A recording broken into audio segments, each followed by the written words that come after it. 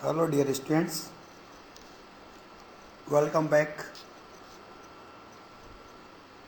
Today we will discuss about second part of factor relationship because we already have discussed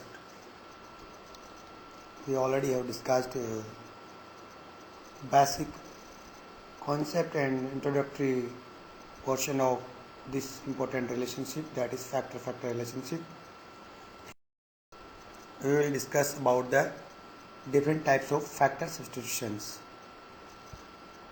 different types of factor substitutions क्या होता है कि जैसे हमने इस रिलेशनशिप में पढ़ा था कि इस रिलेशनशिप में जो है आउटपुट को कांस्टेंट रखा जाता है और जो इनपुट्स होते हैं उनको हम डिफरेंट वे में कंबाइंड करते हैं सो दैट कि हमारा कॉस्ट मिनिमाइजेशन हो जाए। मतलब बहुत सारे कॉम्बिनेशन बनाते हैं और उनमें देखते हैं कि कौन सा कॉम्बिनेशन जो है उस particular given level of output है उसको हमको कम कॉस्ट में अचीव करवाता है। तो अब आज हम बात करेंगे कि जो फैक्टर्स को हम सब्स्टिट्यूट करते हैं, जो कंबाइंड करते हैं, जो उनका कॉम्बिनेशन बनाते हैं, वो कॉम्बिनेशन कितने प्रकार का हो सकता है। तो आज हम सिर्फ इस बारे में बात करेंगे कि फैक्टर सब्स्टिट्यूशन जो होता है वो किस प्रकार से होता है और कितने प्रकार का होता है। तो तीन प्रकार का मुख्य रूप से ये होता है। पहला है इसमें जो MRTS जो होता है वो ज़ीरो होता है। क्यों होता है? क्योंकि हम इसमें कोई रिप्लेस ही नहीं कर रहे एक दूसरे को, क्योंकि हम आपको ट्रैक्टर के जगह ड्राइवर रिप्लेस नहीं कर रहे हो। आप इसमें आपको डिसीजन मेकिंग करना ही नहीं है। एक्चुअली इसमें आप कंबाइन करते ही नहीं हो, आपको कुछ प्रोपोर्शन में रिसोर्सेज लगाने होते हैं। अब इस टेबल को देखिए, कांस्टेंट रेट ऑफ सब्स्टिट्यूशन को आप देखिए। इसमें x1 x2 है। x1 का 1 यूनिट यूज़ कर रहे हैं तो x2 का 10 यूनिट यूज़ कर रहे हैं। अब जो है एक x1 का 1 यूनिट बढ़ाया आपने, 2 किया, तो आपने x2 का कितना घटाया? 2 घटाया। 8 10 में से 8 गए थे, 2 बच गए आपका।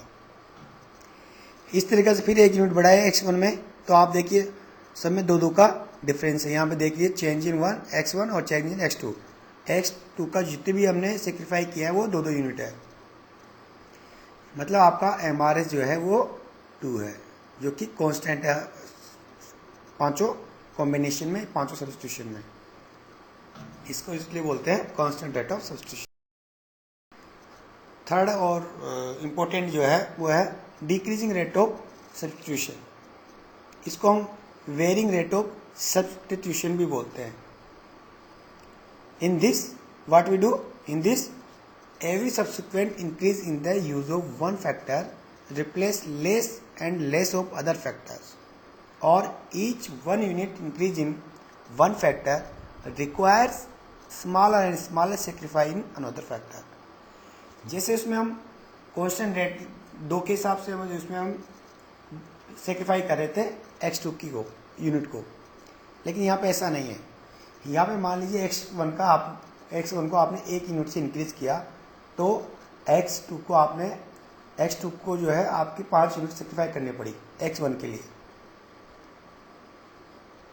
तो अब जो सेकंड सब्स्टिट्यूशन होगा, सेकंड कॉम्बिनेशन होगा, जिसमें हम 1 यूनिट और ऐड करने वाले हैं x1 में, तो यहाँ पे जो x2 का सेक्रीफाई यूनिट होगा वो 5 ना होके 4 होगा, 3 होगा, 2 होगा, वो डिक्रीजिंग रेट में होगा।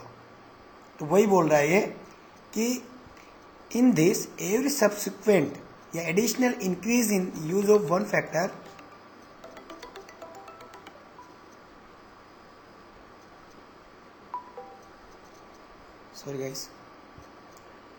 in this every subsequent increase in the use of one factor replaces less and less of other factor। मतलब हर बार जो है सेकंड फैक्टर का ये जो सेक्रीफाइंग यूनिट है वो कम होता जाएगा आपका। आगे बढ़ते हैं। In this MRTS of x1 for x2 varies over iso product curve. ये जो है इसका रेट जो है आइसो प्रोडक्ट पे वेरी करता है, क्योंकि पहले 3 से जा रहा था, फिर 2 से जा रहा है, फिर 1 से जा रहा है, इस तरह से वो वेरी करेगा. It means that the amount of one input that is x1 required to substitute for 1 unit of another input x2 increases or decreases as the amount of x1 used increases. Isoquant are convex to the origin when input substituted decreasing rate. इसमें जो है आपका isoquant है वो convex to origin होगा. आप इसका example ले लीजिए, यहाँ पे बेटर आप समझ सकते हैं इसको. जैसे हमने x1 का x2 क्वांटिटी किया और x2 का जो है 18 से 13 किया, मतलब 5 यूनिट हमको सेक्रीफाई करना पड़ा x1 की 1 यूनिट के लिए. फिर सेकंड में जो है सेकंड थर्ड यूनिट जब हमने बढ़ाया x1 की, तो आपको फिर 4 यूनिट सेक्रीफाई करना पड़ा. फिर उसके बाद में 3 करना पड़ा, फिर 2 करना पड़ा. इस तरीके से आपका जो रेट ऑफ सब्स्टिट्यूशन है वो डिक्रीज हो रहा है, या यो कहिए वो वेरी कर रहा है. इसलिए इसको बोलते हैं varying rate of substitution. Thank you so much, dear students. This is all about for this lecture, and still we have to discuss one more part of this relationship, in which we will discuss that how we can find out least cost combination of